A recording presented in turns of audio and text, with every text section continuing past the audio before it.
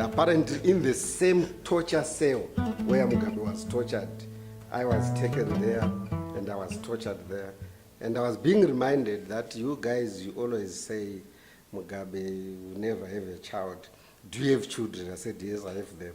They said, thank God you have them, because we don't think when you leave this cell, you are going to be able to have any children. So you can imagine what I went through after such a statement. So when you come to places like this, no matter how genius you are, no matter how educated you are, no matter how professional you are in your own field, you are broken down. You become a prisoner of conscience.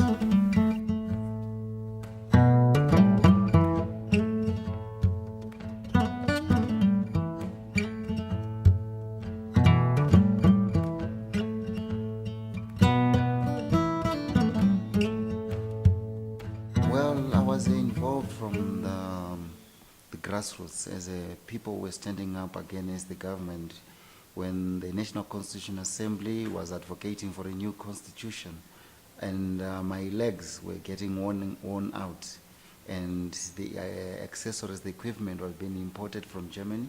So whenever I would go to orthopedic in Zim, there was crisis of space and stuff. One of the days, my orthotist advised me that it's either I leave activism and stay at home, or I must leave the country to a place whereby I could get opportunity to get maintenance of my legs so that I could remain mobile.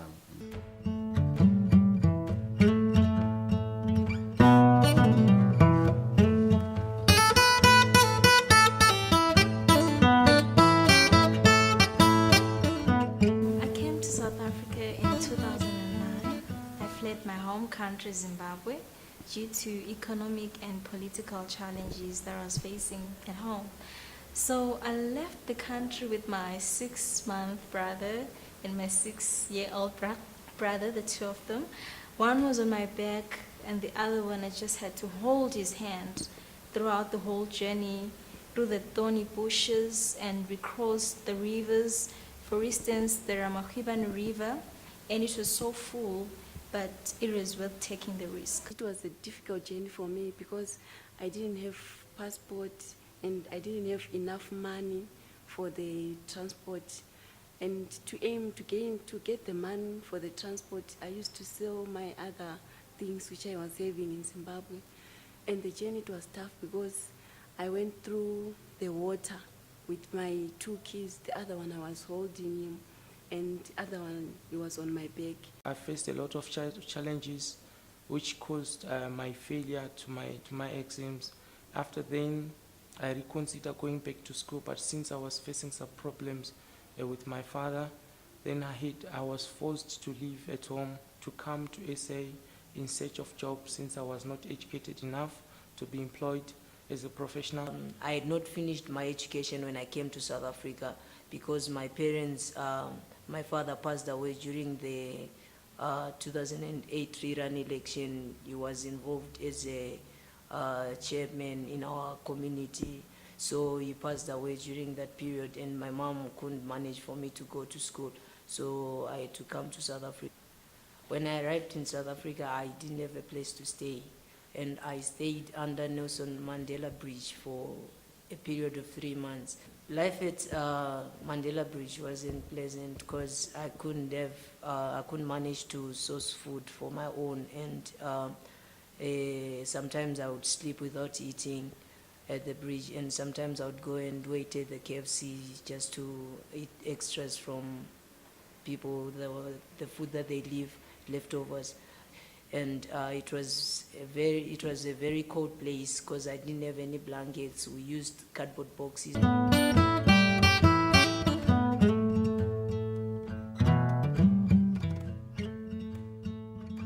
I was in a position, I had made up my mind to go back home to Zimbabwe because I could see that even if I'm in prison for leaving the country, it was much better to serve in the country than to be homeless, whereby you become a prisoner of yourself.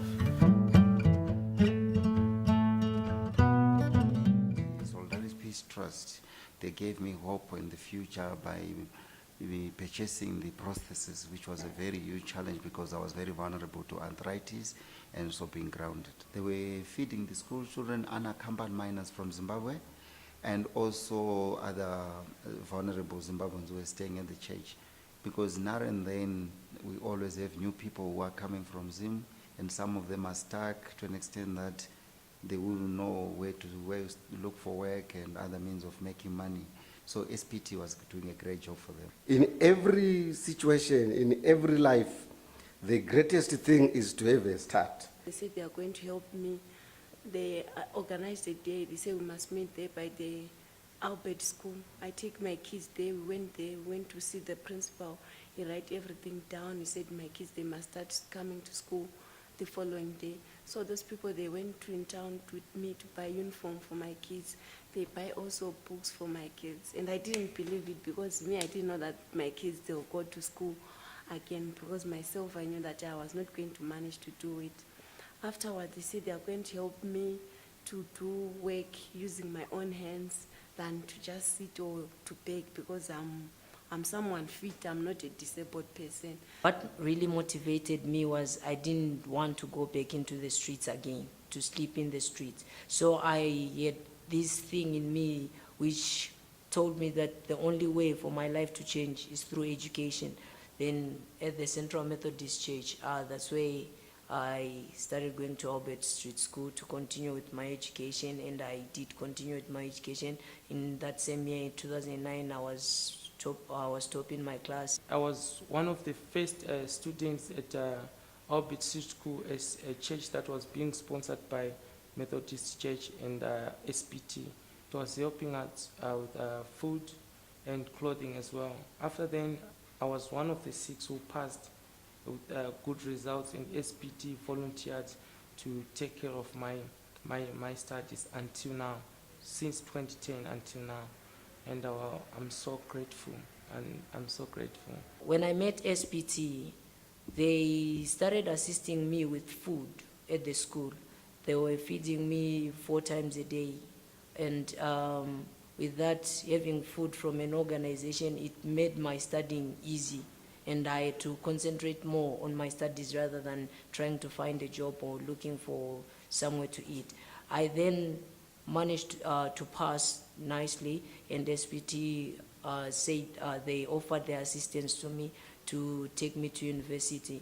So currently I'm a 3rd-year law student, and I'm so grateful to SPT.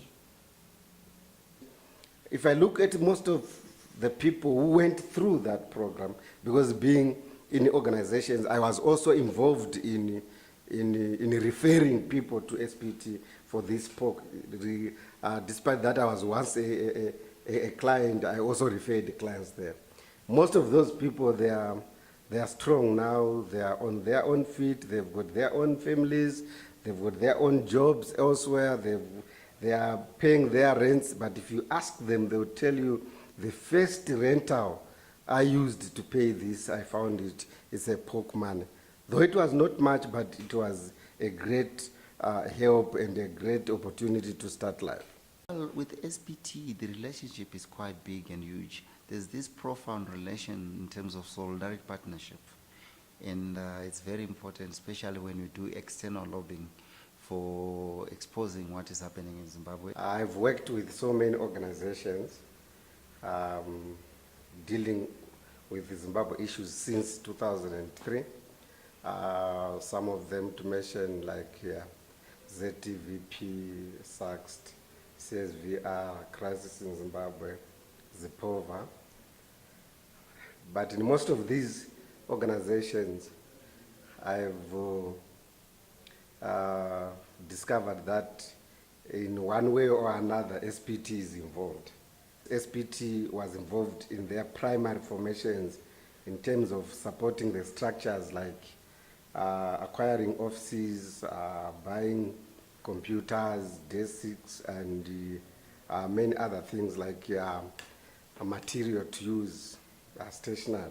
Even though it's not much, but the little they did, it resuscitated our lives and made us realize that we can still do what we are capable of doing. And the greatest part which I saw the involvement of SPT to other organizations is the way they were putting out information through the reports.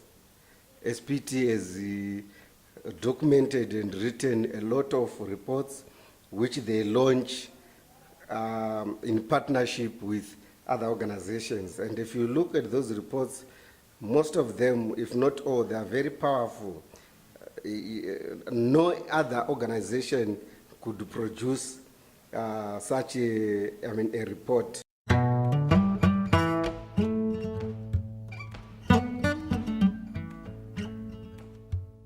Over the past 50 years, the Prisoners of Conscience Appeal Fund has been helping people who have suffered after making a non-violent stand against repressive regimes. Due to their courageous actions, our beneficiaries often endure imprisonment and torture, and many have to flee into exile. We offer practical support which facilitates emergency relief, rehabilitation and resettlement. Over the past year, we have given 130 grants to people from 23 different countries, including places such as Burma, Eritrea, Iran and Tibet. In recent years, one of our main countries of focus has been Zimbabwe, where our partner agency is the Solidarity Peace Trust. Due to their professional and committed efforts, we've been able to assist hundreds of prisoners of conscience and their families in the region since we began this collaboration in 2005.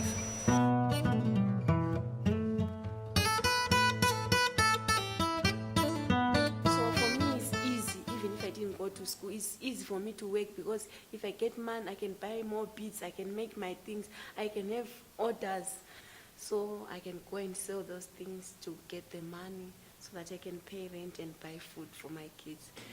I wish I can open my own shop, or I can have other ladies. In 2 years' time, I see myself as a graduate. I see myself working in one of the laboratories as a medical microbiologist, empowering young women refugees, especially students, who want to further their studies and be valuable assets in society. I see myself helping them go to school and achieve their dreams.